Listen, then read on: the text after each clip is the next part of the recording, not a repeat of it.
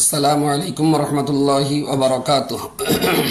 প্রিয় দেশবাসী, আপনারা নিশ্চয়ই অবগত আছেন যে কেন্দ্রীয় সরকার ওয়াকফ সংশোধনী বিল 2025 যেটা পাশ করেছেন, এই বিলটা সংবিধান বিরোধী, দেশ বিরোধী এবং শান্তি সম্প্রীতির বিরোধী।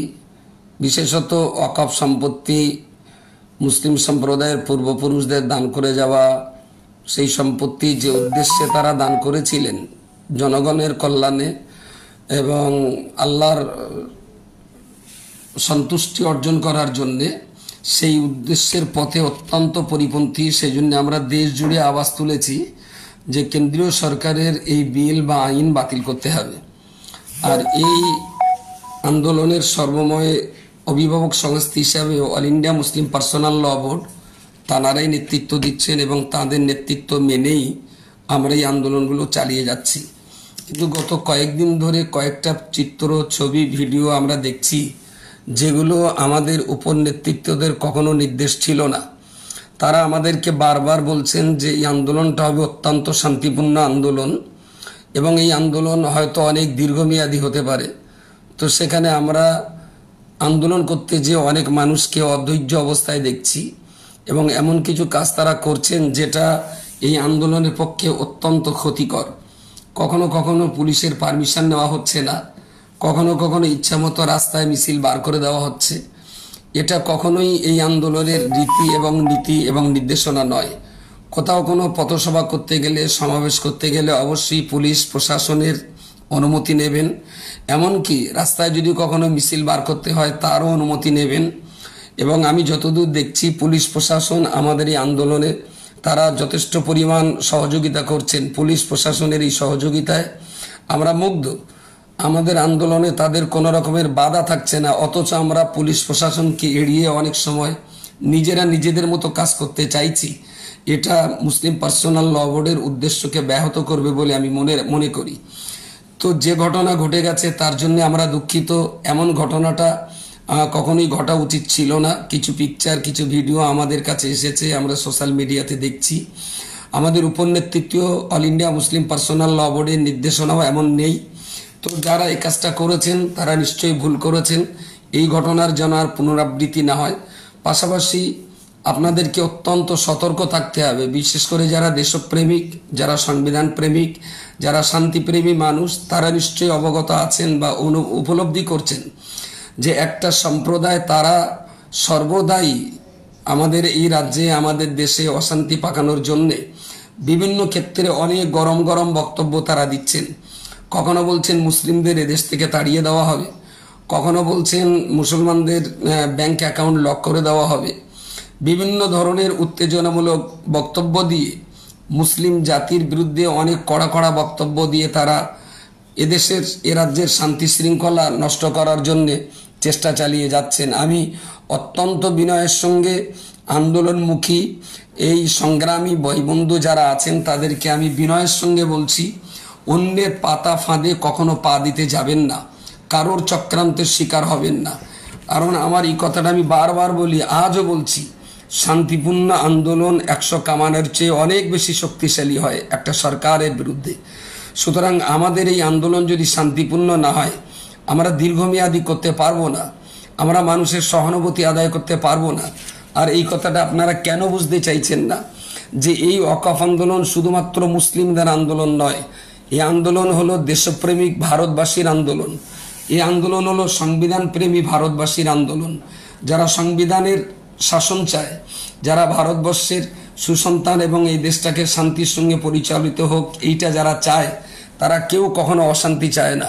যে যারা এখানে দ্বিজাতি তত্ত্বের ভিত্তিতে সবসময়ের বিভাজনের কথা বলছে, আমরাও যদি তাদের মতন বিভাজনের কথা বলি তাহলে তারাও যা, আমরাও তাই। কোনো দিনের জন্য বিভাজনের কথা বললে হবে না, বরং এই আন্দোলনটা হয়তো ওয়াকফ সম্পত্তিগুলো মুসলমানদের সম্পত্তি, কিন্তু মনে রাখতে হবে ওয়াকফের এই সম্পত্তি শুধু মুসলমানরা ভোগ দখল করছেন তাই নয়। ওয়াকফ সম্পত্তিতে মসজিদ, মাদ্রাসা, ঈদগাহ, কবরস্থান, খানকা যেমন রয়েছে, তেমন ওয়াকফ সম্পত্তির উপরে প্রচুর স্কুল আছে, ওয়াকফ সম্পত্তির উপরে প্রচুর ICDS হাই স্কুল আছে, ওয়াকফ সম্পত্তির উপরে অনেক কলেজও আছে, ওয়াকফ সম্পত্তির উপরে অনেক চ্যারিটেবল সোসাইটি আছে, অকপ সম্পত্তির উপরে কখনো কখনো মন্দিরও আমরা দেখছি অকপ সম্পত্তির উপরে আছে। মুসলমানরা জায়গা দিয়েছিলেন, হিন্দু ভাইরা মন্দির করার জায়গা পাচ্ছিলেন না বলে মুসলমানরা তারা তাদের জায়গা দিয়েছেন, সেই জায়গাতে মন্দির তৈরি হয়েছে। এই অকপ সম্পত্তির উপরে হাজার নয় কয়েক লক্ষ দলিত, আদিবাসী, গরিব হিন্দু ভাই তারা বসবাস করছেন। তাহলে এই আন্দোলনটা শুধু মুসলমানরা কেন ভাবছেন যেটা আমাদের আন্দোলন? আমি মনে করি এটা আমাদের সকলের আন্দোলন। দেশপ্রেমিক মানুষ মাত্রেরই, যারা সংবিধান চান, সংবিধানের শাসন চান, তাদের সকলেরই আন্দোলন। আমরা তো আজকে গর্ববোধ করছি যে কলকাতার রেড কোর্সের মাঠ থেকে নিয়ে রাজ্যপাল ভবন পর্যন্ত আমাদের ওয়াকফ সম্পত্তিতে। তো সরকার আমাদের ওয়াকফ সম্পত্তি যেগুলো ব্যবহার করছেন দেশের কল্যাণের জন্য, ওয়াকফ সম্পত্তি যেগুলো ব্যবহার হয়েছে শিক্ষার জন্য, ওয়াকফ সম্পত্তি যেগুলো ব্যবহার হয়েছে, হিন্দু মন্দির যারা আমাদের মুসলমানদের দেওয়া ওয়াকফ সম্পত্তিতে মন্দির হয়েছে, আমি বলছি সেগুলো থাক, সেগুলো একটা উড়িয়ে দেওয়ার দরকার নেই। এগুলো আমরা সরকার আমাদের সম্পত্তিতে দেশের কল্যাণের কাজ করেছেন, সেটা নিশ্চিত আমাদের জন্য কল্যাণকর, আমাদের দেশের জন্য কল্যাণকর। আমরা একবারও বলবো না ওই সম্পত্তি থেকে সব কিছুকে ভেঙে নিতে হবে। আমাদের দাবি যে সরকার দেশের কল্যাণের দেশের কল্যাণের জন্য যে জায়গাগুলো ব্যবহার করছেন সেগুলো সরকারের দায়িত্বে চলুক, সেই সমস্ত সংস্থা, সেই সমস্ত সরকারি অফিস আদালত সব চলুক, কিন্তু যে জায়গাগুলোতে এখনও অনেক ফাঁকা জায়গা পড়ে আছে এবং অনেক মসজিদ, মাদ্রাসা, ঈদগাহ, কবরস্থান হয়ে আছেন, সব মিলিয়ে এর সর্বময় কর্তৃত্ব আর নেতৃত্ব যদি এই নতুন সংসদীয় বিলের আওতায় চলে যায়, তাহলে একদিন কিন্তু আমরা ওয়াকফ স্টেটের জায়গায় পরিচালিত এই স্কুল, কলেজ, মাদ্রাসা, এই মুসলমানদের সম্পত্তি বলি আর হিন্দুদের বসবাসের ঠিকানা বলি, এগুলো কিন্তু ঠিক থাকবে না। তারা আমাদের জমি জায়গা কেড়ে নিয়ে বিভিন্ন প্রমোটিং করে বিভিন্ন বড় বড় কোম্পানির কাছে তারা বিক্রি করে দিতে পারে। এই জন্যে হিন্দু, মুসলমান, শিখ, ইসাই আমরা যেমন মিলেমিশে ছিলাম তেমন মিলেমিশেই থাকবো। এবং ওয়াকফের এই আন্দোলন আপনি দেখুন, পার্লামেন্টের ভেতরে মুসলিমরা যত ওয়াকফের এই নূতন আইনের বিরুদ্ধে যত মুসলিমরা কথা বলেছেন, অনেক হিন্দু ভাই, হিন্দু এমপি, সেটা লোকসভায় বা রাজ্যসভায়, তারাও তো যথেষ্ট পরিমাণ হিম্মতের সঙ্গে মুসলমানদের পাশে দাঁড়িয়ে লড়াই করেছেন। তাহলে আন্দোলনটা শুধু মুসলমানদের কেন হচ্ছে? আমরা কেন এটাকে শুধু মুসলমানদের আন্দোলন বলছি? আমরা ধরে নিই এটা দেশের শান্তি বজায় রাখার আন্দোলন, আমরা ধরে নিই এটা দেশের সংবিধানকে বাঁচাবার জন্য আন্দোলন। সুতরাং আমাদের মাঝখানে যারা বিভেদ, বিসম্বাদ সৃষ্টি করবার ষড়যন্ত্র করছে তারা চিহ্নিত, তাদের সম্পর্কে আপনারা জানেন। আমি বারবার বলছি, আজও বলছি, হিন্দু এবং আরএসএস এই দুটো সম্প্রদায়কে কখনো এক করলে হবে না। যেমন আরএসএস, কিছু হিন্দু সম্প্রদায়ের মানুষ তারা আরএসএস এর সদস্য পদ নিয়ে তারা দেশের শান্তি শৃঙ্খলা বিভাজনের চেষ্টা করছে। আমি বলছি কিছু মুসলমান তারাও কিন্তু আরএসএস এর সদস্য হয়ে আছে, তারাও দেশের জন্য অত্যন্ত বিপজ্জনক। এর জন্য শুধু হিন্দুদের দোষ দিলে হবে না, আরএসএস হওয়ার জন্য অনেক মুসলমানও আরএসএস হয়ে আছেন।